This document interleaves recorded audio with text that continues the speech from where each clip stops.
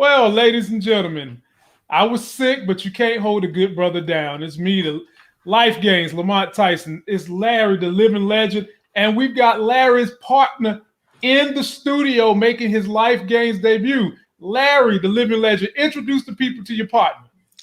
Yeah, man, this is my boy from long time ago, man. We've been friends forever. In 2 days, this is Jacoby. He has a channel on YouTube and Facebook called Conversations with Kobe, where he's talking to all kinds of wonderful, inspiring Black people from the diaspora. So, yeah, check him out. He's talking to all kinds of people. He's talking to, he had a woman on a couple of weeks ago that started a skincare line.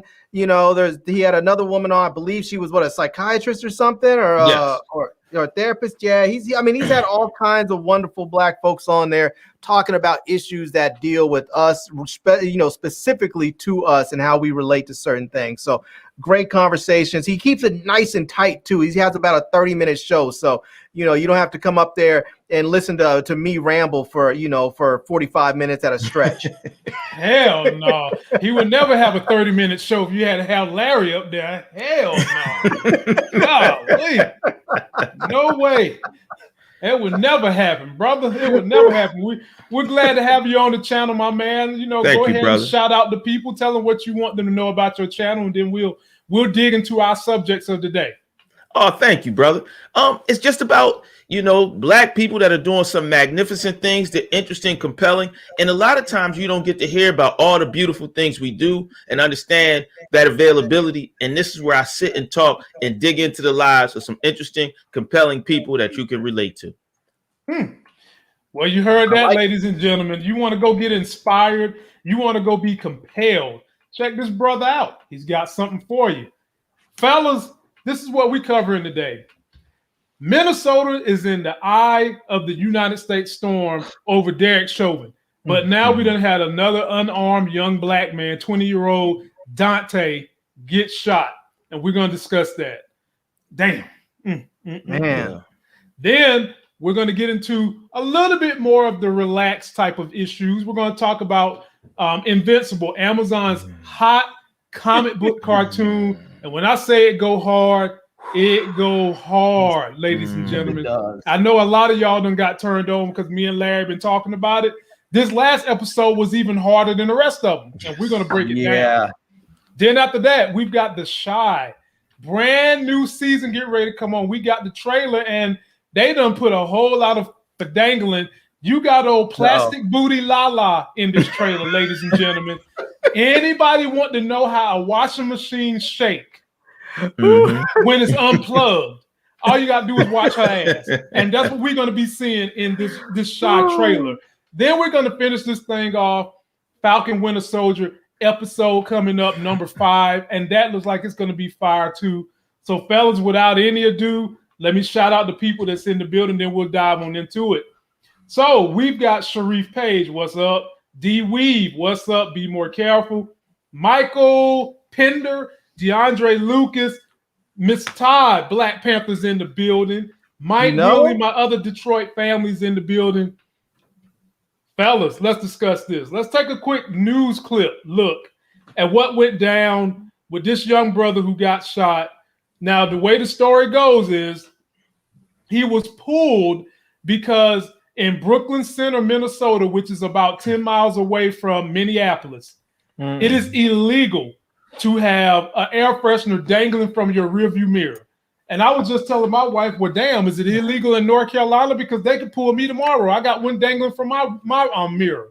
It may not even be North Carolina as a state. It might just be one little small jurisdiction you're passing through. Or anything. And they pulled him for that. He got nervous. He got afraid and tried to run back into his car. And the lady, who is a seasoned police officer, veteran of the police force, claims that she mistook her taser for her gun. This is some straight bull jive. Ladies and gentlemen, take a look at this. City officials in Minneapolis are keeping an eye on local reaction tonight to the fatal shooting of a man by a police officer there. The man was killed during what police say was an exchange of gunfire after a traffic stop last night. It is the first police killing in the city since George Floyd's death in May. Special correspondent Fred DeSam Lazaro has the story and a warning. This report includes graphic images of the shooting. Dozens of protesters gathered overnight at the scene of the shooting in South Minneapolis. The demonstrations were tense but mostly peaceful. Some people built a fire in the middle of the street as temperatures dropped into the teens. Immediately after Wednesday night's shooting, details were sparse. Minneapolis Police Chief Medario Arredondo. MPD officers were conducting a traffic stop involving a felony suspect. Initial witness statements indicate that the subject involved in this felony stop fired first at Minneapolis police officers who then exchanged gunfire with the suspect. The subject of the stop was pronounced deceased at the scene by medical personnel. Authorities didn't provide information on the suspect's race or the crime he allegedly committed, but family members and local news reports identified him as Dolal Eid, a Somali man in his 20s. Late this afternoon, police released one body camera video from the shooting showing multiple shots being fired. The shooting happened just a mile from where George Floyd was killed after being restrained by officers in May. That incident touched off nationwide unrest over police violence and racism in the U.S. In a statement late Wednesday, Minneapolis Mayor Jacob Frey said, "Events of this past year have marked some of the darkest days in our city." Now, ladies and gentlemen, let me square this thing up with you guys. This is somebody in Minneapolis. This is not the guy from Brooklyn Center. This is another thing that happened. This is another shooting that happened in Minneapolis this past Wednesday. The focus of this report I'm doing is on the other brother that just got shot a couple of days ago. Fellas, are you guys up to date on that story with Daunte? The kid's name was Daunte. He was 20 years old. Are you guys up to date on that story? So I'm a little, because that's something a little different. I was thinking about the one where the guy got shot and she said she had the taser. Yeah. This one is a totally different dude. That just happened. That's just crazy. Wednesday. Just happened last Wednesday. I brought that up to show the parallel. Look, Minnesota is the epicenter of police failure right now. And the story I'm focused on the most is the one that just happened, which was this 20-year-old kid who gets out of his car. He's scared out of his life, tries to get back in his car. The chick says she tried to grab her taser when she's a seasoned veteran, and she grabbed a gun and shot his ass dead. Shot him dead.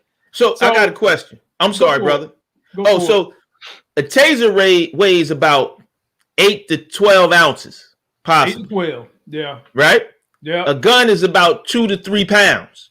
Especially the gun they carry. Yeah. So you can't do that. I've held a Glock 17, and I've held a taser. You know when you can feel the weight difference. Yeah. So there's no mistake in that. There's no mistake in that. Absolutely none. So Larry, was this complete negligence or was this a gross negligence? Or did the lady plan on doing this on purpose? Because right now she's trying her best to say, oh, it was a mistake. Anybody could have made the mistake. And I'm sitting here like, nah. The kind of training you go through. Not a mistake. She killed that man on purpose. She murdered him. There was no mistake in that. And it's not one. This is not a situation when you're a police officer, just like when you're a doctor. You have a job that you don't get to make mistakes. You don't have the luxury of making a mistake. You prescribe someone the wrong drug that interacts with a different drug that you've also prescribed them, they can end up dead. You fall asleep because you're tired because you were up the night before watching YouTube videos, and you go into surgery and you leave a surgical instrument in there. Someone gets an infection and dies. You don't get to make mistakes doing certain jobs. When you're a cop, you don't get to accidentally say, oh, sorry, I thought that was my taser. It turned out it was my service gun. Oh, your family member's dead. Sorry, I made a mistake. You don't get to make those mistakes. This person killed that man, and I think it was on purpose, and I hope they prosecute her. Yeah, Larry, I'm going to pass it to your partner here. The issue, Larry, with what you just said is this. From the inception of this damn country, people have been able to make those mistakes when it's involving black folks. So at what point in time, what do we have to do to get it to change? And I'll pass it to you, my brother Jacob. So it's a few things, right? So I believe that she made a mistake, but I believe that she made a mistake because of her inherent fear and those things. And that doesn't mean that she grabbed a gun by mistake. I just believe that she responded out of fear and made that mistake because she inherently felt that he was a threat, and he was more of a threat than he really was. And then secondly, you said something. They have been allowed to make those mistakes, and we keep asking, what do we got to do? The one thing that we got to do is mobilize, become part of the system, and understand that. But we choose, and I say we, it's a very, very loose we, choose to go the opposite direction or normalize things that are abnormal for us and not get involved to change the system. Because the only way you can get involved is to be a part of it at some point. And sometimes we refuse as a group, or large groups, I should say. Oftentimes we do. I'm not. So I'm sorry. Go ahead, Lamont. I was going to say, oftentimes we do. We've got a lot of black folks that shed blood just for us to vote, which is one way you can affect a little bit of change in this system. And a lot of us won't even do that. And what me and Larry have talked about is more important than voting federally is going and taking care of your business locally. That's probably that is way more important than the federal stuff, because this is what affects you. This is what affects your police district. This is what affects your sheriff, your district attorneys, your damn judges who usually crooked as hell. You've got to get people in there that have your best interest. Larry, I'll swing the ball back to you.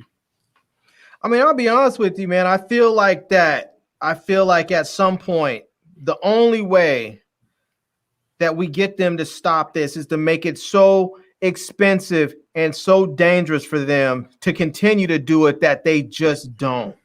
I mean, I'm not advocating for violence, but at some point you have to realize, if every time a brother gets shot, they just start burning stuff down. If police stations and courthouses and federal buildings and everything else just starts going up in flames, and these fancy ass downtown districts they keep building up, if this stuff just starts going up, eventually they're going to say, you know what? This officer is not worth $2 billion every time an officer in one of these departments wants to just kill somebody because they hate black people, or they hate brown people, or because they're power tripping because they were a bully, that they got bullied when they were in high school and now they think they have the opportunity to get back at people. Whatever the case may be, or even if it's just their, as Jacoby was saying, their inherent fear, which I call utter bullish on. I think that's just complete garbage. I mean, we're not in some situation now where people have never seen black folks and they don't know who we are, and to see us all of a sudden, it just invokes all kinds of fear. There is some of that with people, because some people are just so racist and think that every black person's carrying a gun in the inside of their anus and can pull it out at any given moment. But I mean, Larry, it's not even that, Larry. It's that for some of them, they think that we're just bigger, stronger, meaner. Fucking gun. They do. They think we're superhuman. And I'll say this, but not in a violent way. But see, here's the part where there's two things I want to address, right? Life Games. First of all, where you at in North Carolina? The Greensboro area. Oh, you killing me. I got an apartment down there. My wife is stationed in Jamestown. Oh, I'm always down there. So we got to hook up next time I'm down there. Let me know something. So what you got to understand in games, you can understand this. Some people never, ever see black people unless it's on TV. Even in America right now. So their only understanding of who we are is through 4chan, 8chan, TV, all that other stuff, right? And then when, like, we talking about all of this, when are we going to, like, we leave education or the educational system to teach our kids, right? When do we start passing down generational knowledge to explain to our kids civics, to explain to our kids money, to explain to our kids these things, because our kids are growing up not understanding why it's important to vote in civics, just like we didn't, because our parents didn't teach us how to vote locally, all these other things. When we start understanding that we got to do for self, it changes the narrative completely different, because we start creating things. And one thing that I could say, I grew up in central Pennsylvania, and then being in North Carolina, being in Atlanta, being in those places. When you talk about black establishments, black expectations, black things, they treat it differently when you're in some of those things than up north, because we think of some of the black stuff that we have as less than. Once we start doing for self, appreciating and valuing what we have and creating value for ourselves, that's when we can attack. That's when we generally will all be there, because we had, like, if we burn down everything, that's going to be another reason for them to talk about law and order. If we snap out and burn down everything, that's going to be another reason for them to call us violent. At some point, we got to figure out. Here's the thing I want to interject so that Larry can finish up with this. What about the damn insurrection that the same people you're saying would call us violent, superhuman Negroes? They're defending the damn insurrection that was based on a lie. Entitlement. Okay? I get that. We're asking for a life. They went down there to overthrow the government based on a lie. We are literally fighting for our lives here. Literally. And you're not listening. And I'm tired of thoughts and prayers. We've been thoughts and prayers since Kunta Kinte got off the boat. And that ain't worked yet. We need action. I don't know. Go ahead, Larry. I'll just say, I feel you, Cole, because I used to come on here and make that same argument say we have to try and do things the right way. We don't want them to think of us as violent, and it's gotten to a point where we have to understand at some point it does not matter if we are peaceful. I mean, look at all the various ways people have tried to protest over the last several years. When Colin Kaepernick was just trying to take a knee, they went and destroyed this man's career. They tried to put him out there as if he was just the Antichrist. They don't care if we protest peacefully. When they were out there in Charlottesville and they were protesting peacefully against these racist, these racist neo-Nazis, those people were out there shooting at the protesters and running them over, and the police stood by and watched. It does not matter if we are peaceful or if we are violent. They are going to treat us with the same level of hostility. And with that being the case, your only real option is to make it too expensive for them and too dangerous for them to want to fight us at every end. Make it so they have to pick their battles. Make it so maybe they don't want to fight and they decide it's better to talk to them and work this out. Because if they can keep pushing us around, if they can keep bullying us, if they can keep killing us with impunity, they're going to keep on doing it. But you got to remember, there also has to be a plan. And a lot of times we got this uncontrolled chaos that affects our neighborhood sometimes worse than the others. And when you have that, I agree with you to an extent, but we have poor leadership and our chaos is uncontrolled. Because just like they talked about those riots that they had in Minnesota, it's another whole group of people that went and rioted and ran in and ran up stores and tore apart stores in a complete different neighborhood. Now, if you're going to go tear something up, instead of in Philly going to tear up North Philly, you need to tear up Center City and Queens Village, right? So don't you feel like they done that this last summer in the protest? They have. I feel like that's what they did. They did not tear up their own neighborhood.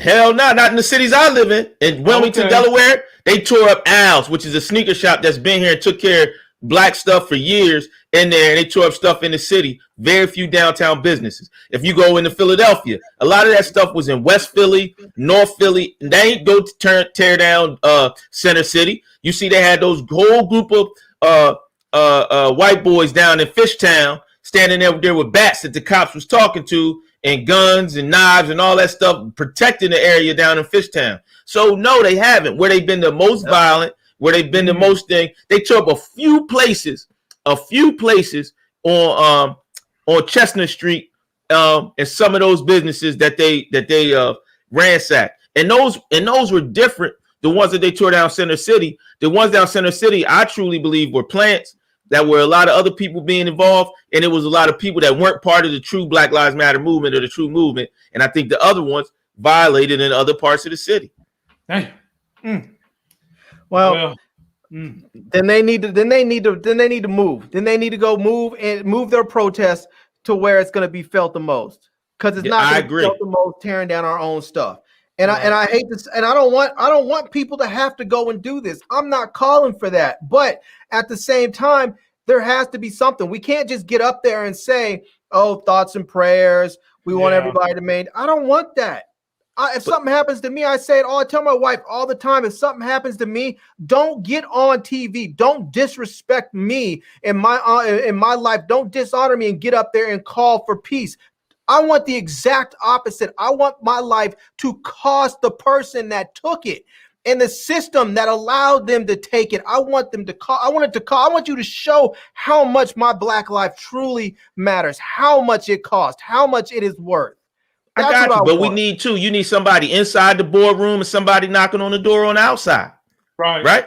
You need them both. Here's part of that problem, though. Here's that, and I agree that we need to understand local politics. We need to run for local office and gain control locally. But part of the problem is you get brothers who learn their rights. They know what should and should not be able to happen to them, and then when they try and exercise their rights, they get killed for it. You look at someone like Philando Castro, Castillo, who had a gun on him, and he did what he was supposed to do. You get a hold with a gun, you tell him, "Officer, I have a gun in the car," and the dude just opens fire and kills him. He didn't have his gun in his hand. He wasn't reaching for his gun. He told him like you're supposed to do. "I have a weapon in the car. I'm letting you know," and the dude just kills him. Or you look at that second lieutenant from out here where I'm at, where he pulls over to a gas station in a lighted area, and the dude's in uniform. This guy is a commissioned officer in uniform, and they're up there trying to drag him out of his vehicle and pepper spraying the dude. And they didn't even say what he did. So I have a question. So this is the one thing, right? I agree with you, Larry, and I also love your passion, right? But there's also the other parts of this. Like there's still sundown towns, whether it's in Pennsylvania or North Carolina, right? There's still old laws on the books. The one thing we don't do is put people in, like one thing we're seeing now, there's two things that are happening right now that we've noticed from Mitch McConnell. Judges matter, right? Black folks never voted and thought about voting for judges. Like, I want Democrats in so I can get the right judges. We never thought about that. That's one thing. The second thing, how local politics affects national politics, right? This election we're about to have in the midterm, it's really low. They're national offices, but they're kind of state level elections. And so he's talking about because they're House seats for those of you not following what he's saying. Yeah. And so as we move forward, like there's everything. We got to stop thinking there's only one way to do stuff. And that's why we always end up on the opposite. We need to come together with a plan that encompasses all. And right now you're saying that's only one part of the plan because we got poor leadership. Now that's a long story. I can get on our poor Black leadership. That's a whole nother story. But if we have real national leadership, then when you have a riot or we do those things, then we can start moving towards change. But nebulous or poor leadership, we can't affect change like we want to because we have no direction. We got Ice Cube asking for one thing, Steve Harvey meeting Trump asking for one thing. Then we got some people who don't want to meet that have a different group. What are we asking for? What do we want? And we only talking about one aspect. So I'm gonna slow down because I get passionate too. And me and Larry do these things personally. Right now, I don't want my favorite rapper or some comedian up there negotiating policy for me. I do not. Just like I didn't want some businessman to be president. I want professional politicians to be my politician. I'm not going to go to a plumber and ask him to work on my teeth as a dentist. There are people who are trained in their specific field to do their job. I don't want Ice Cube or Steve Harvey or any of those other damn people that think they may be passionate and know something trying to do policy work. Put all that, meet with the politicians and give them all of the stuff. Give them your aid, lend them your influence on social media and with everyone else, and let them go do that job because that's what they're supposed to do. I'm gonna stop because we're gonna keep going off because Al Franken was a great politician. And he was funny as hell as a comedian. He became a politician, though. Yeah, but you don't like these guys. Ran. But I don't see Ice Cube trying to become a politician. Ice Cube's getting up there and he starts talking. If Ice Cube wants to be a politician, so I'm gonna say this because we're gonna keep going back and forth. I'm sorry, Brother Gaines, But I'm gonna ask you a question. Who better? We don't know who. Half of the people that are speaking for us aren't even asking for anything. Name somebody right now besides anybody else. Name one politician out there speaking for us. Stacey Abrams. And she doesn't want a national office right now. She wants to stay in Georgia and do her work in Georgia right at this moment. Well, now, who else? She wanted to be governor, which would have put her would have been a big deal. I mean, she would have been the first. That's still state level, though. That's still state level politics. That's not a national leader. But she's doing a great job. Well, it would have been, yes. It's not national. It's not a national position. There's only really what, as far as a national position, you only have the president and the vice president. But I mean, there's leaders. We talked about Jesse Jackson, and we talk about Malcolm X. We talk. Who are those?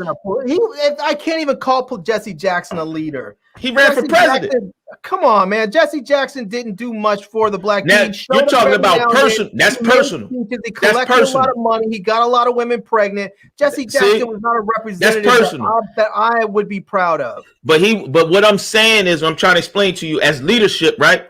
He was not saying he was a good leader, because after Malcolm, after I feel bad. Martin Luther King, right? We don't have any leaders that galvanize the black value and what those values were. And we got all these pockets of energy with poor leadership because they cannibalized it. And the only true leadership we have, and they still demonize them, is the honorable minister. Now Elijah, I can't even get it out. I was going to say Elijah Muhammad. No, Farrakhan. Farrakhan?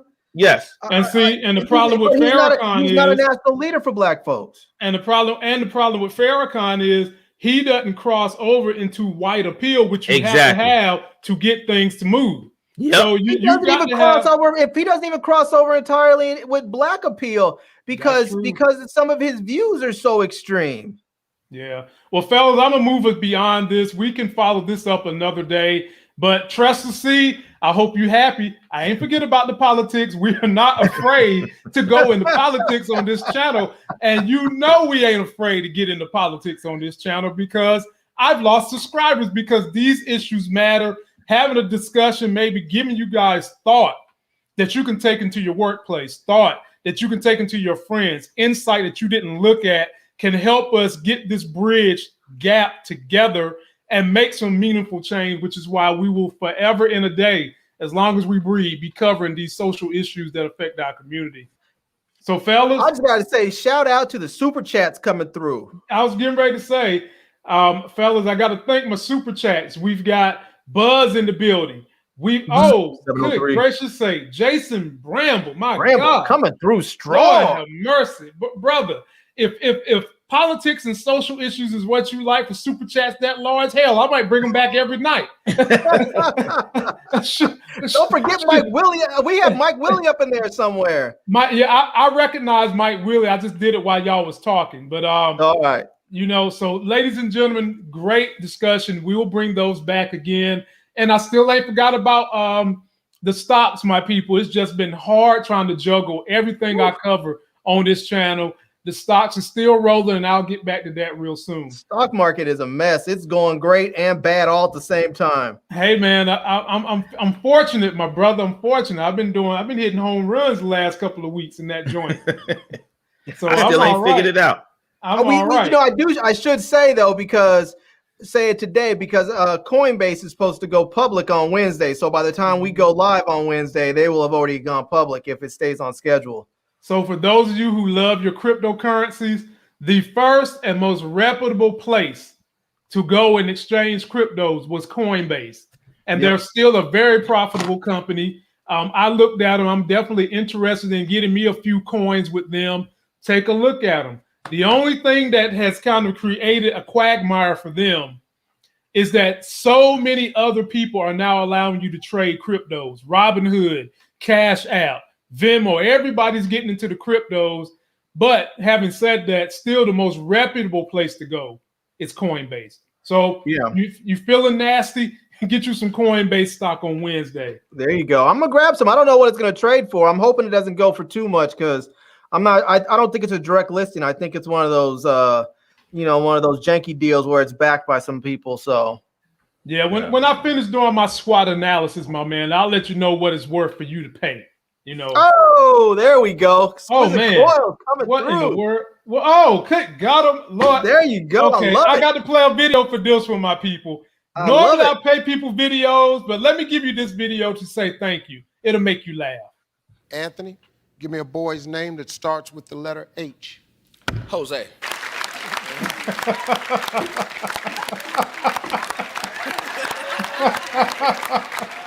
Jose with an H.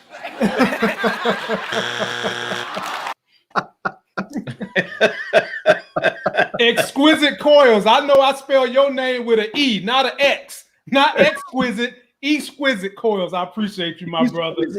Every time someone super chats me, you allow me the time and the freedom to bring on up and coming young podcasters, YouTubers such as Kobe right here. All my other subscribers and friends get to come on the channel. You allow me to network with these individuals to bring you guys great, great content and great people. So thank you much. Fellas, Amazon's got a hit series called Invincible. And they just had episode number 5. And when I tell you that thing went raw, it went raw. They had a damn character up there that I thought came from the Thundercats, but he didn't. He didn't. Man. So, fellas, let's take a recap look at some of the most crucial seconds of episode 5 of Invincible. Whew. Lord. Ladies and gentlemen, man, this is not a cartoon for your 4-year-old. That's all I can say. Oh my God, hold on. William Lawrence, appreciate you. Fillmore Pockets, yes, thank you. Fill my pockets, brother. Fill them, because I got you. And Family Dad, you always support the people.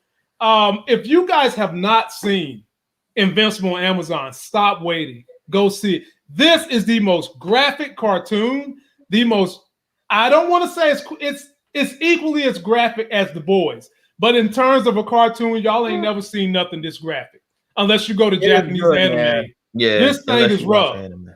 And the guy that, and I know this might be a little controversial, because you guys can probably say I'm crazy. Yeah, I'm actually enjoying Invincible more than Falcon and Winter Soldier. Oh no, that ain't crazy. Okay, that ain't crazy. That ain't crazy. Don't get me wrong. I'm not saying Falcon and Winter Soldier are bad, but I'm actually enjoying it more than Falcon and Winter Soldier as a whole. Now, I did have to say that the Dora Milaje coming in this last episode put me on complete hype. But we'll get to that. But I have to say, Invincible so far, I look forward to it every week. Yeah, man. Now, let's go ahead and break this thing down. So this episode predominantly deals with this brother right here, who is played by Mahershala Ali, Titan. Let me pull it up. Titan. And what is Titan's ability, ladies and gentlemen? He can turn his body to solid stone. And they open up this episode with him. It appears that he's breaking crimes. He's trying to go around and he's having to be doing these hit jobs for a crime boss called Machine Head, and he had to get this chip.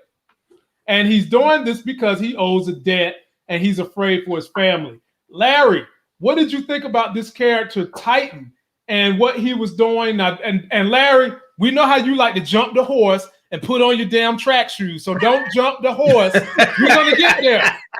Keep the track shoes off and don't hop on no damn horses. No horse rides for you. Just stick to the question I'm asking you.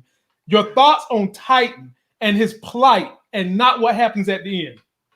I love Titan, and it feels like it feels like with Invincible, they're taking all these sort of characters, they're like retwisting. It's sort of like when they twist and screw, songs in hip hop. It's like they did that with all these characters, and I feel like they twisted and screwed Luke Cage and made Titan, and I'm loving it. I mean, because he's just this big, massive dude.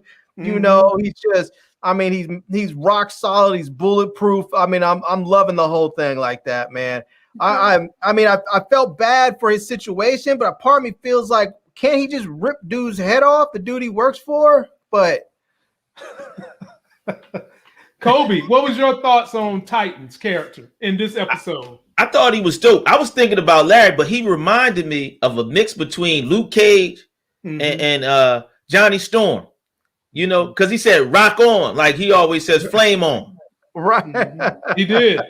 He Right. did. He constantly I didn't even catch that until just now. He did. Every time he had to transform his body into those rocks, he would say "rock on."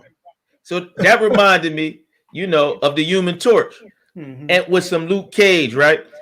But I loved it, and it gave you the complexity of sometimes what can go on when you got extremely strong, but don't have power. Yeah, and it's a difference. Yep, that's different. Good point. And so now let's talk about the people who's extremely strong. You got Omni-Man and Invincible, his son, and he's trying to teach him how to interrogate people the right way. And Invincible still has a heart, Larry. He still's kind of got that youthful innocence. He really didn't want to drop this guy, but the daddy's just sitting there like, drop his ass, drop him. And then Invincible's like, shouldn't we go get him now? Dad's like, nah, you gotta really teach him a lesson. Larry, your thoughts on his superhero training? This is more of a Batman tactic. I'll be honest with you. Part of me wonders if what his dad is doing is actually the right way to do it, the right way to train him. Because as like his mother said later on in the episode, is like, when you came here, you didn't know how to be a hero. I taught you how to be a hero because you didn't know what the human race needed, who we were, what we were. And so his son, who for one, because he's half human, excuse me, and grew up on Earth, understands people more. But at the same time, I imagine if you are constantly dealing with the same type of BS that you're going to deal with as a superhero, people constantly thinking that they can hurt other people and get away with it, that they can steal and get away with it, that they can manipulate stuff and get away with it. At some point, you're going to become jaded and vicious and mean because you're just going to get tired of it. And I think that's where his dad is at. And I think maybe he's trying to help his son in some way, so his son doesn't have to go through that whole jaded process and maybe just gets right up front. I don't know. Okay. I mean, I don't know if what he's doing is going to work or not, but part of me feels like his dad is the way he is because he's just jaded, but the kid is just a sweet kid. Yeah. Kobe, your thoughts on the dad and his teaching methods of trying to teach his son to be a superhero? So I don't think he really cares about human life. I don't think he values it like that because he's a Vitramite. They all are super strong. Yeah. And you notice his face when his son changed? When he said his son got his powers? Yeah. He changed. He's a Vitramite, man. He ain't worried about no humans. And that's what I think that's what I mean when she said, I taught you how to be human. Because I don't think he valued human life because to him, physically, he's almost like a god amongst men. Well, here's the problem. He obviously doesn't value superpowered people's lives either, considering that he took out the Guardians. They ain't superpowered to him. Not enough, apparently. they ain't superpowered to him. He chopped his head off with a jiggy, like wax on, wax off. Well, you know what? When we get to the end of this review, the climax, there's a lot more I got to say about this daddy because his ass was up there lurking, watching what's happening to his son, and we got to talk about that. How y'all fellas feeling about this budding love relationship Invincible is having with this sweet young black lady, but he kept showing up late everywhere. Y'all know sisters usually don't play this late thing with their date, even though their asses tend to show up late. Larry, I'm gonna give it to you first. I don't know, man. It's okay. I mean, I'm not mad at them since they're both people of color, so I'm not mad at them. You know. So Kobe, take over, man. Larry ain't got nothing to say about that. Well, I think he's gonna leave her. He gonna end up with Adam Eve. Watch. Oh, you think so? I think so. Because she understands what he's going through. Yep. Not because he don't love the other girl. I forgot her name. He loves her. Yeah, but she ain't Amber. Yeah, but she's not going to be able to understand everything about him. No, and Adam Eve is already going through influx in her own home in this very episode. Yep, and she knows him. Like she knows he's a superhero. She knows everything, and she'll fight with him. And it's going to be that he can protect her. The family will accept him. She already went. Remember when she went to go give him some sympathy, love when she went to see him? Yeah, and he was in there with Amber. I mean, man, it must be nice. But what did she say though? She said, good for you. You know, she was happy for him. But that don't mean that it won't happen because she's trying to be sneaky. No, but the reason why I don't think that it's gonna happen is because she really likes him, but she also really likes her too. She likes both of them. That's and the even thing. though she wants to be with them, I think because she likes them both, she wouldn't do that because she doesn't want to lose that friendship with either one of them. Amber gonna leave him, and she gonna give him some of that super cookie. I'm just believing that. Well, I hope that if you're a superhero, that don't mean it enhances all your sensibilities, because we hate for that brother to nut in 2 seconds. That is oh goodness gracious! You know, I'm just saying. I'm gonna move on. I don't want the ratings police. Can you safely ejaculate it in another person if you're a superhero? I mean, could that be literally the definition of blowing someone's back out? Yeah, you know? I'm not ready. Unless the person you screwing is super. I mean, obviously his mom isn't, and somehow he managed it with the. I don't know, man. Oh man, there's too many logistics. I don't even really want to think about. I'm not getting into the logistics. I just believe that Amber is going to have enough, and when she cuts him loose, he's going to go through it, and Adam Eve is going to be there, and then everything is going to work together. So is Amber Eve supposed to be like the Phoenix? Is he supposed to be like Jean Grey in summer? Because she's got the red hair and the green eyes, and she's high and she's OP'd because she can change anything basically. I don't know if it's Phoenix. You know, I could see her as a more like a sane Scarlet Witch. I was about to say kind of more like a Jean Grey, not Phoenix, but more Jean Grey kind of. More Jean Grey. Yeah, okay. More Jean Grey, a little bit more like that. She may look like Jean, but I see her like Scarlet Witch because she has the same kind of power set as Scarlet Witch. Somewhat. She just ain't crazy. Right? Not yet. Not yet. Not yet. They better not hang around her when that time of the month show. Oh, damn. Anyway, come on, man. You got to get us all in trouble. Look, man. Okay. Well, here we go. The wife of Omni-Man finds out from his spare outfit that this brother really did take out the Galaxy 6 crew. Jacob, I'm coming to you first. What is she going to do now? Because it seems like they've been foreshadowing that she has a 100% gut intuition that Omni-Man has been up to no good. She go ahead. What can you do, brother? That's your husband. He's abusive, just not to you.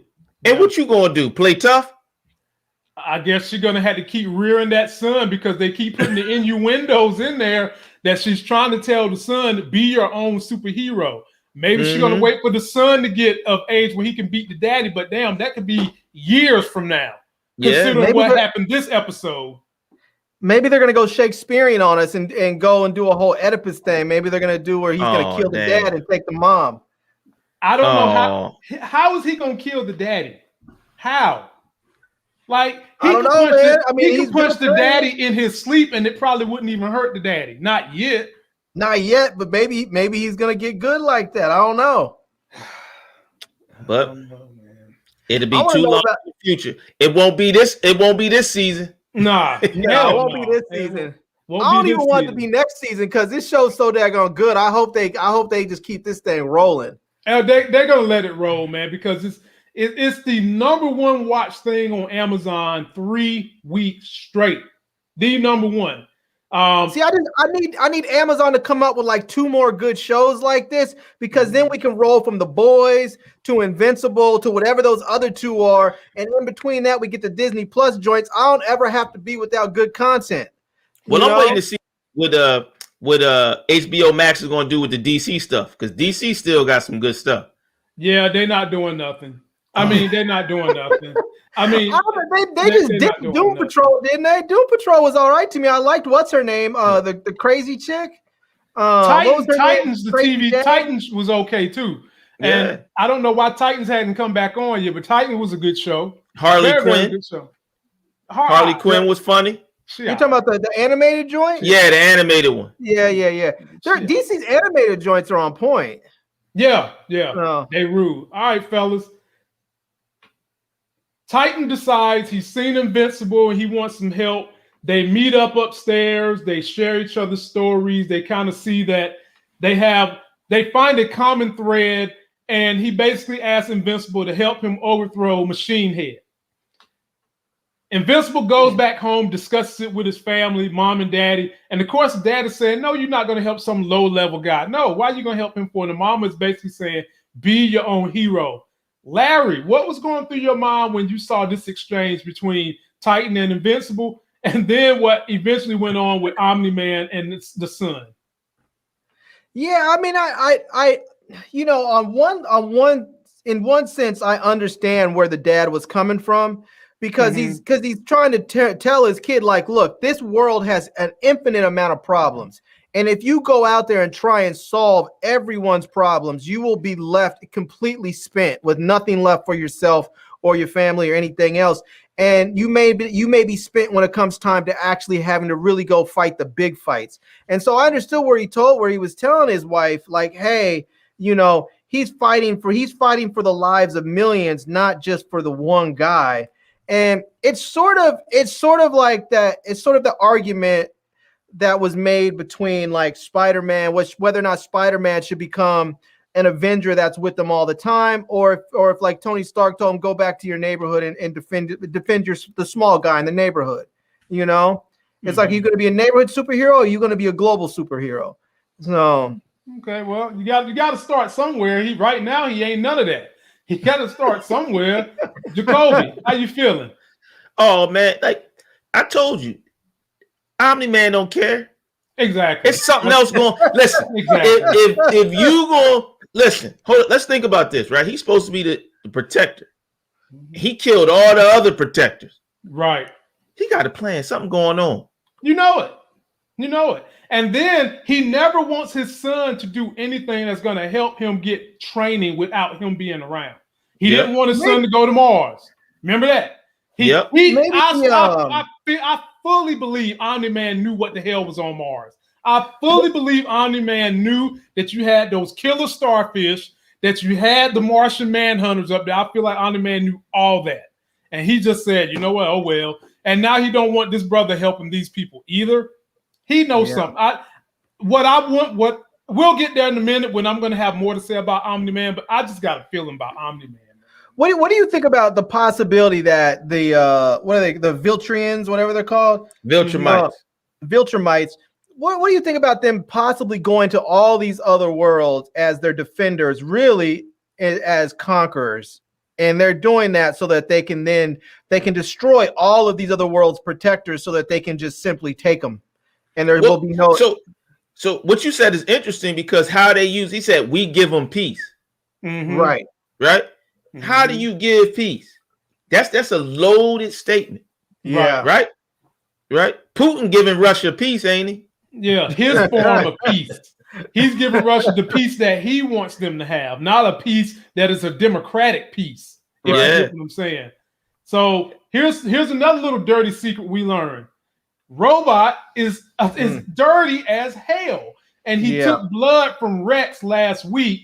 So we know that on this team, this new Guardians team, that there's some insider trading going on. Yeah. Robot, and didn't he get some from the girl too? He got some from the girl too. But last week they finished the episode showing Robot making whatever the hell he was in there creating. All right. Mm-hmm. And in this episode, he was just kind of in the background watching and sending these people to really get their asses beat. And we'll get to that in a minute. So, fellas, they finally get this team up. Invincible's like, you know what, brother, I'm going to help you. Titan's all happy. But the problem is they go to overthrow Machine Head, and Machine Head know their asses is coming because that chip that they put in his brain. Kobe, I'm coming to you first. How did this make you feel when you saw this scene? Oh, I was like, oh, like shot up. When they showed up, I said, oh, it's on and popping. And so, but what that was, what I loved, it was a callback. This scene, once the fight came in, I thought it was going to be interesting. But then when the team came in, it was a callback to that argument. Remember that argument that the what's the guy, the black guy, the old it was a callback to him saying we don't fight as a team. Oh yeah. But you know what? He's the only surviving member of the Guardians. The bald black dude. He's the only surviving member. Because he wasn't there. Right. Exactly. He was nowhere to be found at that moment. But here's the sad thing. During this little scene right here, he got that ass beat. Toe down. By this thing right here called the Battle Beast. And what's the story on the Battle Beast? Battle Beast comes from a world where he sounds to me like he's the equivalent of Omni-Man, where he's the so-called protector of whatever realm he's supposed to be in. And that realm has kind of been obliterated. So now he's just going from place to place, fighting people, fighting whoever's supposed to be the top dogs in all these other realms. This is who Machine Head calls in to protect him. And he gets to commencing, fellas, and it's a bloody scene. Right there, he's beating up the bald black guy. Right here, he's stepping on their version of a little inferior Hulk. And then in the end, after he's done all this damage, they call the police on Machine Head, and Cecil comes and takes the chip out of his head, only to reveal that the person behind the whole plot was our good brother, Titan. Now, what I didn't get a clip of was when all this damage was going on and Battle Beast was beating the hell out of everybody, Omni-Man was perched up high in the sky, looking down on his little boy getting that ass destroyed. And he not one time said, I'm going to come down there and I'm going to handle this Battle Beast and save my boy. Larry, what was that all about? Oh, that was some tough love right there. He told his son, don't do it. He told his son, don't do it. He's going to let him feel the consequences. I know he knows that his son's not going to die from that. He knows Invincible's not going to be dead. He's going to be feeling it for a minute, but he told him, don't get involved with that. And instead he didn't listen and he got involved with it. And now he's going to have to pay the consequences and be a little beat up with it for a while. So, but that Battle Beast, Battle Beast is going to get his ass cooked. He's a pussy. He's a giant pussy. Look at him. He's a pussycat. Yeah, shit. That wasn't no pussycat to me. Well, Larry, I don't want to run into that pussycat. I was about to say, Larry, if you in a cage with a lion, are you going to tell the lion, you ain't going to do that to me? You're a pussycat. No, because I'm not going to get in the cage with a lion. I am going to exercise my bigger brain. I'm going to stay the hell up out that cage with the lion. So, Kobe, what's the deal, man? What do you think was going through the daddy head? Well, it was training.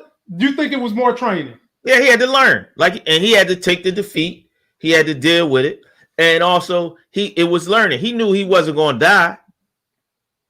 You know, Kobe, the thing, I think part of that training was not just to getting his ass beat, but seeing his team members die too. I think he needed to learn the lesson of seeing what that looks like to have people around you that you may have to care about, have gotten to know, get dominated and killed in the heat of battle.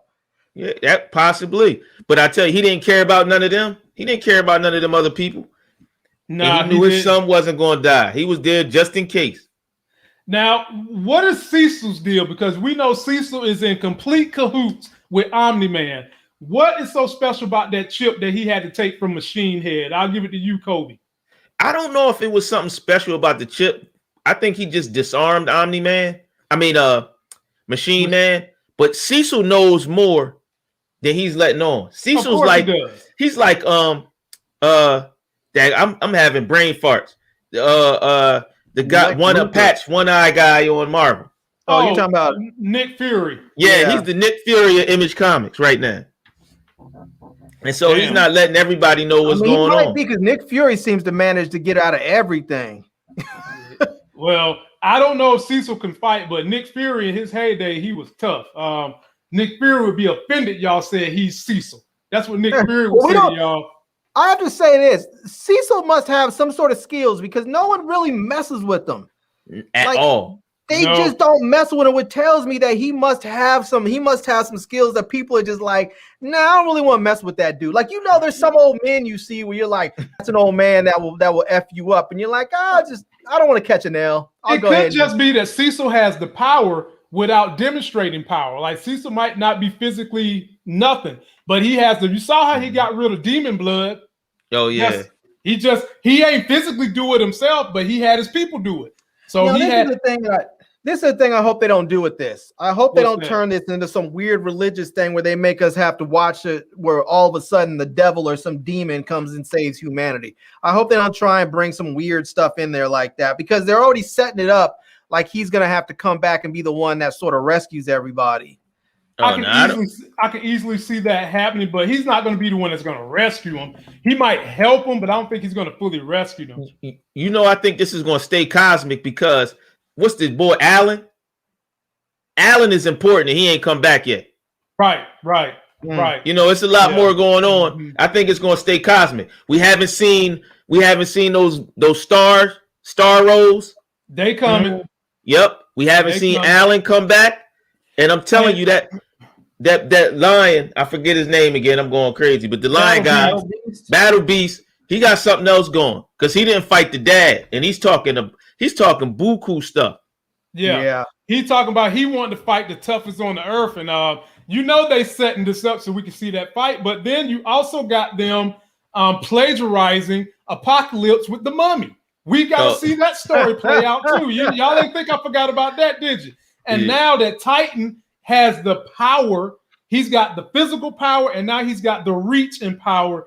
Man, it's getting good, ladies and gentlemen. If you haven't seen this, be sure to go watch it. Catch up with us because we review this every Monday because the weekend gets a little busy for us. Maybe we'll find out that Battle Beast is really like maybe he's from a place like whatchamacallit, where's Thor from again? Oh, Asgard. From Asgard. Maybe that battle hammer he has is like Mjolnir or something. Or maybe he really is from Thundera and he was an evil Thundercat. Maybe they'll play us like that. But fellas, we moving on, man. We moving on. We moving on to the shot. Maybe the Thundercat. Maybe he was like, what's his name? Like them dudes they locked up in that mirror in Superman. What was it? The negative zone. The negative zone. Maybe he's like one of them dudes, except he's a Battle Cat. Right. Ladies and gentlemen, we did not forsake y'all. We know The Chi is coming out, and we've got the trailer for the new episode, and I've got a couple of clips that I took pictures of because we got to talk about these clips. I know Larry's going to have a crazy hot take on a few of them. Did I get Lala Anthony's machine plastic rear end? Of course I did. Because right now we're having a chip shortage. And hell, we could use some of that plastic to get these microchips out here. So here we go, ladies and gentlemen. Kick back, relax, take a look at this trailer, then we'll review it. I'm going to change our city forever.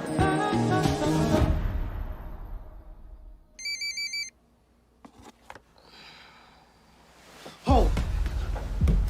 Kevin, hurry up. My dad catches you in here, he's gonna kill the both of us.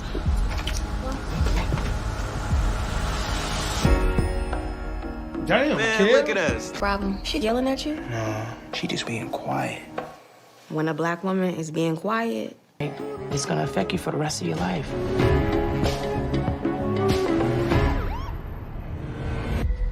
ID? What I gotta show you my ID for? Come on, Jay, let's go. Get on the ground! What are you doing?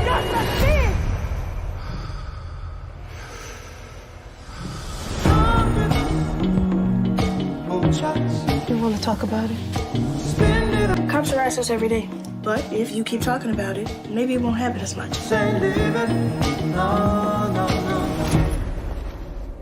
Go out. I ain't scared to die. There's a war going on outside. The police department is on one side and the black community is on the other. And right now, the black community is losing. It is time to do something differently. Today, I'm going to change our city forever.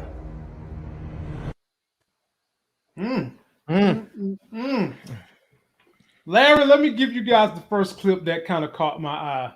Oh, younger has Kevin getting him some of these deep woke panty draws. What in the hell? They got him sleeping with the girl at her crib, opening up her curtains and shit like he Tyrese Gibson.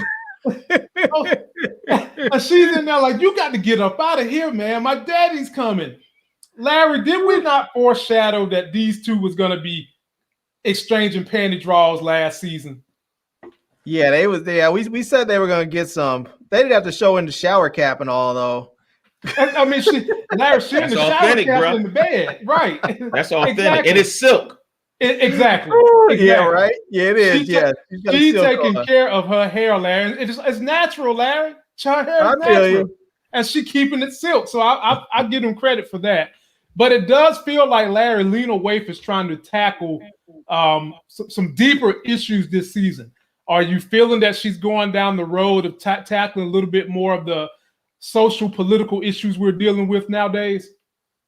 Probably, but I'll be honest with you, man. You know how I feel about Lena Waithe and the way that she presents black men in all of her projects. And so I'm at this point, I am not giving her an ounce of slack. I'm just simply going to wait and see what she does and expect the absolute worst. And I'm going to expect the worst and be pleasantly surprised if I don't get it. And I'll be fully expecting it. And if I'll still be disappointed, because I'll be disappointed that a black woman is continually, dishonoring and showing black men in such a negative light. But that's what she does. And I've seen people in the comment section say, what do you expect? She's a lesbian. She doesn't like men and blah, blah, blah.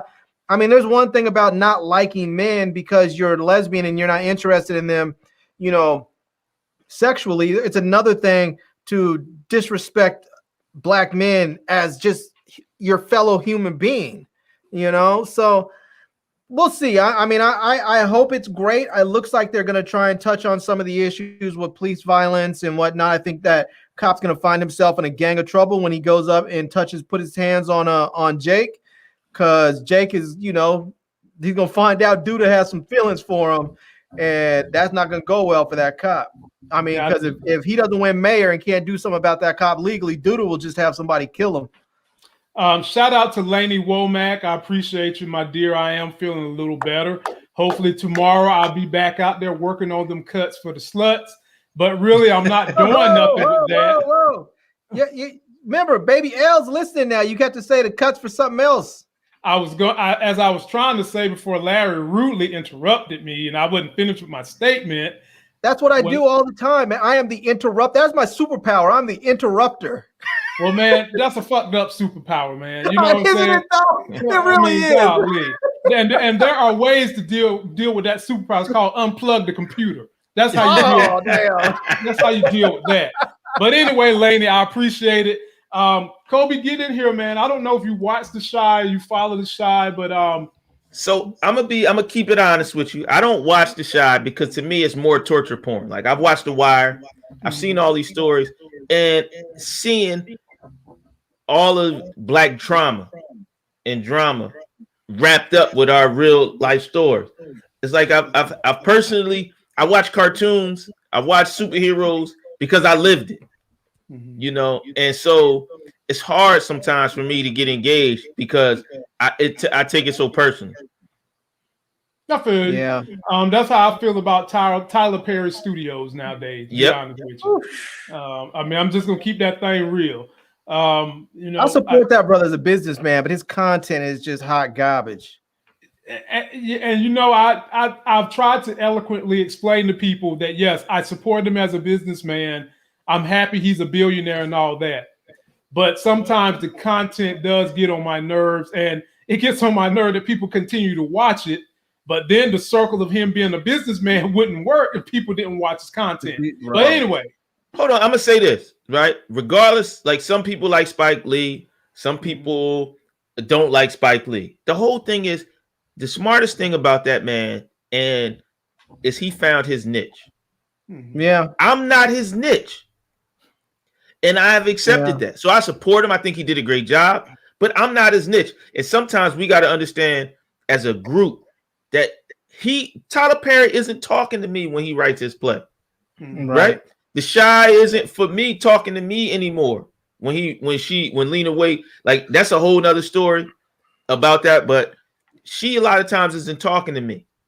The stories that talk to me or that are for me, I don't think they make too much anymore. Like Love and Basketball, you know, like. No, I feel you on that, and I feel like I want there to be more people out there that speak to us. Like, I mean, it's something to be said about. I mean, don't get me wrong. I'm not dogging anybody out from the LGBT community. There's nothing wrong with that. But there are a lot of brothers out there that are not a part of that community, and we would like to have representation too. And I know a lot of people say, "Oh, there's so much. There's black folks out there in this movie and that TV show and this and that." But when you look at shows that are like, you know.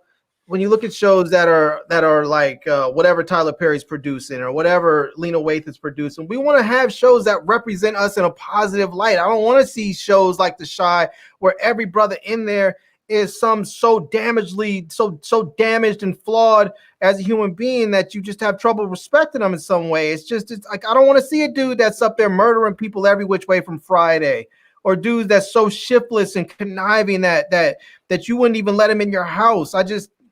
I want to see some representation in a meaningful way that doesn't shame us or embarrass us or put a negative light on us.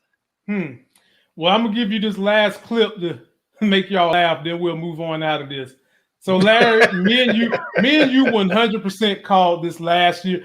Whenever me and Larry make these grand proclamations on this channel, they seem to come true. They always seem to come true. Larry, did we or did we not say this was coming? We did. Before we go there, apparently Nita just went ahead and hashtag Kobe's hashtag black trauma porn. Oh Lord, here she go.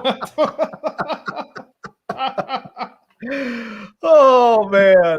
That the friend of the show, ladies and gentlemen, Nita the Diva. Be sure to subscribe to her channel. Kobe meet Nita, Nita meet Kobe. Y'all should hook up. You know, so go ahead, Larry, put it back up there again. Which one? The photo you were just showing. The joint from the we were moving on to. Oh, okay, right here. Yeah. We called this, Larry. We didn't need the Hubble telescope to see this coming. We called it. Yeah, we called it. And what is homeboy gonna do now that his daddy is sleeping with plastic booty and plastic eyelashes, might I add?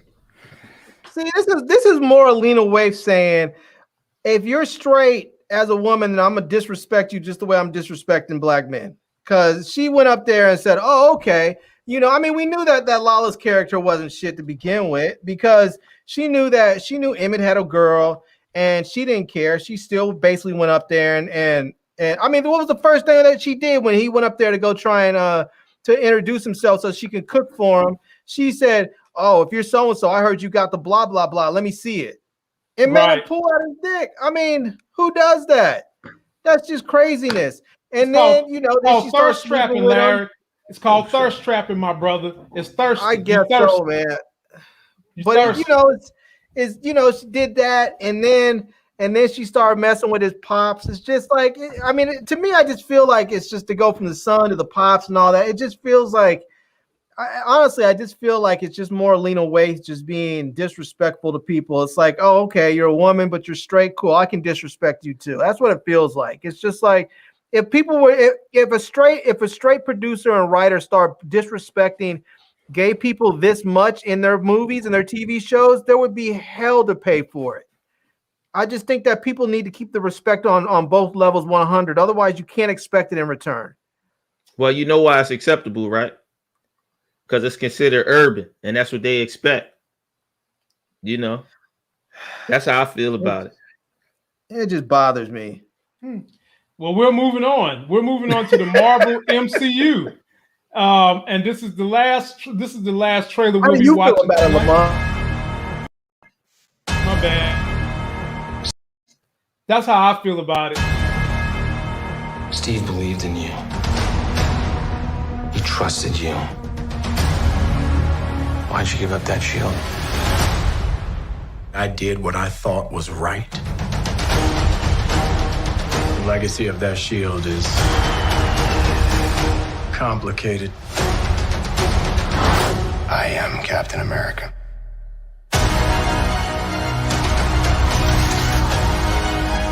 I know what we have to do. A word of advice, then. Stay the hell out of my way. We bled for this country. Shield or no shield, I'm not gonna let anybody tell me I can't fight for it.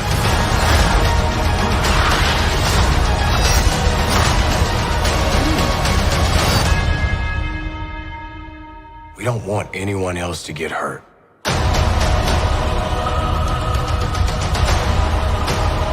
You don't want to do this. Yeah, we do.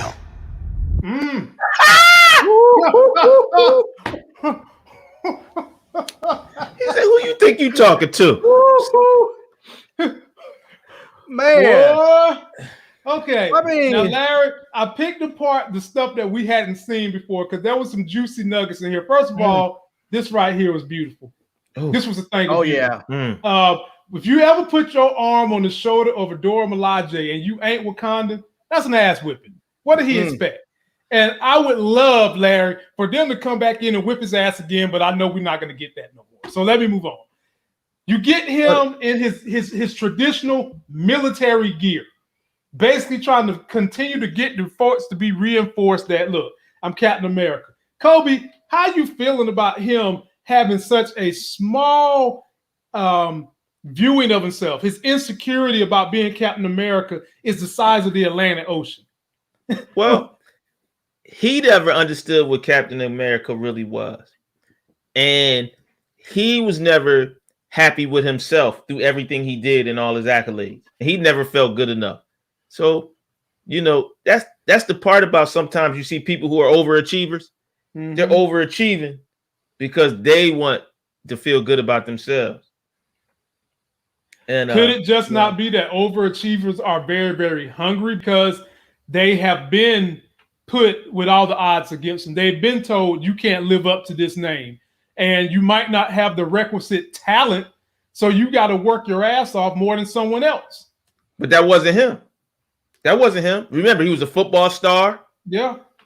He was a overachieving. He did everything in the military. Mm-hmm. You know what I mean? Yeah. But it was never good enough. Thoughts, Larry? Yeah. Oh, man. I mean, I just love the fact that Bucky said, yes, we do. I mean, I don't know what dude was thinking. I mean, he was up there thinking, what? I'm going to get with Bucky? I mean, did he not realize that Bucky's been a super soldier for the last 70 years, whooping everyone's ass? Bucky damn near whooped Cap's ass. Cap basically had to pull the friend card on him on that damn floating city to convince him not to kill him because Bucky was getting in that ass. But you know, but he don't know what's going on. He's just learning. That's why when he touched the Dora Milaje's shoulder, everybody clutched their pearls like, I clutched mine. Did you see the look on Bucky's face when he touched that? Man, it was priceless. We was in here dying, bro. Like, man, and he was like, "You lucky you're alive, homie." And then he was so sad. He was like, "Man, they ain't even got super soldier serum." You know. And they went in there and just whooped both ass. She took Bucky's arm off. The other chick went and took Cap's shield. She just did that little flick with her arm, with her foot. Blink, put it right up on her arm after that. And then AO said, "Nah, go ahead and give it back to him." Oh, man, she should have been like, "Nah, we're taking this bad boy. If Sam doesn't want it, we're taking it back to Wakanda with us. It's vibranium, which means it's ours." I agree with Cleves 17 because Bucky been waiting to whoop his butt for a long time. Oh yeah, Bucky wants he wants all the smoke. Yeah, but I was about to say Bucky trying to inhale, but you know, fellas, you know that they're going to have Bucky get his ass whipped somehow, some way. I'm telling you. Now, please don't. So let's take a look at this. So you see U.S. fake ass agent Cap throwing the shield, and look who decides she's gonna put her little toe up in the air and kick it back. My girl Carly. Yo, I love her. I love Thank you, Carly too. See, you always welcome to this show, Kobe, because I just told them last week I'm feeling Carly more and more and more, and they laughed at me. They told me something's wrong I was with me. saying I loved Carly from the beginning. I love. You know what? Every time I see Carly, I be wanting Beanie Siegels with a thug about to come on. Every time I see Carly, I imagine if Maya Rudolph was a badass action figure. Oh, God. Here we go. Here we go. Ladies and gentlemen, I ain't have nothing to do with that. That was not rehearsed. That's all Larry. But do you think she's going to try to get up in U.S. Agent Butt because he killed her partner last week? Yeah. She going to get him. She going to try. You know, here's the only problem with U.S. Agent, right? Is that it doesn't have the super soldier serum doesn't enhance what's already in you. And this dude was seriously badass without the serum. So with the serum, I mean, this dude is gonna be just like on. I mean, he might be stronger than Steve Rogers, even though he doesn't have that pure serum, but he does have the extra stuff. But I don't know, because I mean, what's better? I mean, sometimes the old school stuff is better. I mean, what they did with Steve, what they had the whole machine and altered everything like that is different than what he had with just the regular old enhanced serum. But this dude was already seriously amped up before he took it. Yeah, we'll see about that, man. I'm thinking they're gonna have this powwow, and you know who's gonna have to come save the day? My man Isaiah. But I hope so. He's gonna get killed in this thing. In this melee, then y'all can retire him to the museum like y'all want him to be. Y'all want him to be retired in the museum. There he go. Don't kill Isaiah. He's gonna come in here. I can see Isaiah getting killed, but if he gets killed, he's gonna get killed saving Sam. Exactly. That's what I'm saying. That's exactly what I'm saying. But if he gets killed saving Sam, Sam's gonna then feel obligated and he's gonna feel that he's gonna have to wield the shield. Exactly. See, Larry, them chickens always come home to roost. They always come home to roost. And having said that, ladies and gentlemen, we're out of here. Be sure to go. Go ahead. Can I say one thing? Yeah, go for it. Who do y'all know who the new Captain America's real mom is? No. Yeah, it's Goldie Hawn. Goldie Hawn. And Kurt Russell. Right. Yeah, that's right, because it's Kurt Russell's son. Yeah. You can tell by that chin.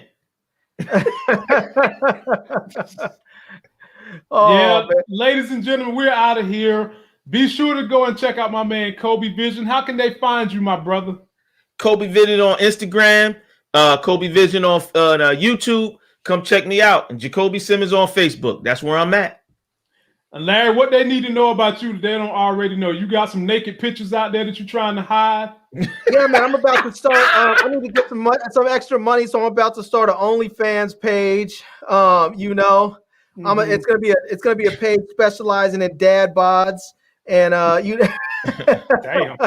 Nah, man, I'm just telling people the same thing I keep saying. I'm gonna keep nagging and nagging and nagging until there's no more nagging to be nagged.